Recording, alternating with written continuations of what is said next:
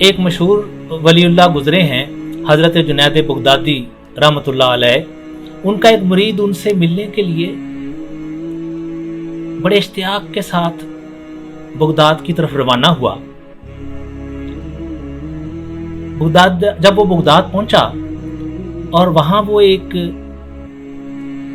Baghdad کی گلی سے گزر رہا تھا تو اس نے وہاں پر دیکھا کہ دو بلیاں آپس میں گفتگو کر رہی ہیں. یہ جنید بغدادی کا مرید ہے اور یقیناً یہ بھی فضیلت والا ہے. تو وہ ان بلیوں کی گفتگو کو سنتا ہے اور سن کر حیران ہوتا ہے کہ ایک بلی دوسری بلی سے کہہ رہی ہے کہ تمہیں معلوم ہوا کہ جنید بغدادی کا انتقال ہو گیا. اس نے جب یہ سنا تو بڑا پریشان ہوا اور کہ میں تو بڑی دور سے چل کر آیا ہوں, میں نے تو حضرت سے ملنا تھا, ان کا بڑے اشتیاق سے پہنچا ہوں, لیکن یہ کیا بات ہے کہ وہ تو ان کا انتقال ہو گیا. اب وہ بلی جو ہے وہ ان کی گفتگو اس نے جو سنی تو سوچا کہ چلو اب آیا تو ہوں تو ان کی قبر پر حاضری دیتا ہوں.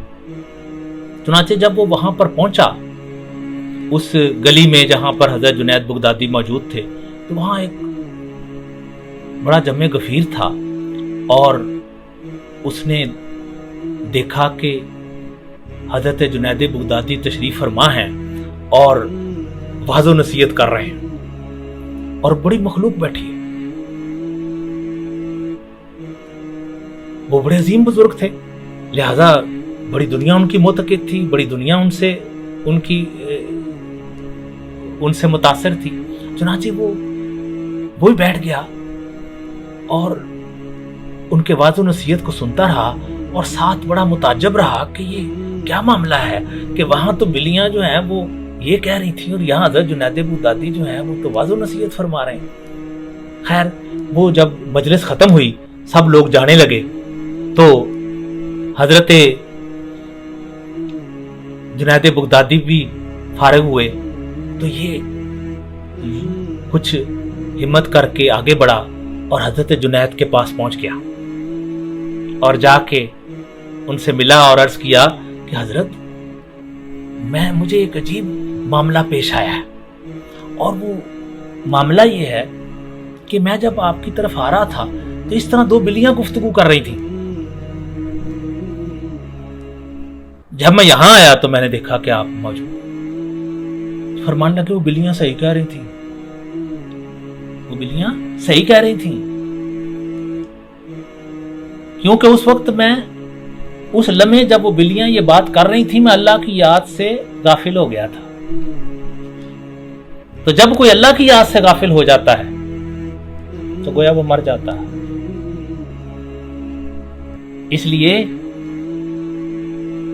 تاکید یہ کی گئی ہے اور اللہ کے بندوں کا طریقہ یہ ہے کہ قرآن پاک میں اللہ ارشاد فرماتا ہے کہ الذین یذکرون اللہ قیاما وقعودا وعلی جنوبہم, کہ اللہ کے بندے وہ ہیں جو کہ اٹھتے بیٹھتے کھڑے لیٹے گویا کروٹیں بدلتے اس کی یاد کرتے ہیں.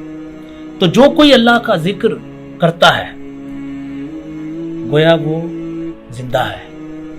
یہ ذکر جو ہے اس کی یاد جو ہے وہ زندگی کی علامت ہے اور وہ اللہ فرماتا ہے فذکرونی اذکرکم, تم مجھے یاد کرو میں تمہیں یاد کروں. تو اللہ کے ذکر کو اپنانے کی ضرورت ہے اور اس کا طریقہ یہ ہے کہ آپ جب سانس لیتے ہیں تو شیخ سعدی فرماتے ہیں کہ جب کوئی ایک سانس لیتا تو اس پر دو شکر واجب ہو جاتے ہیں.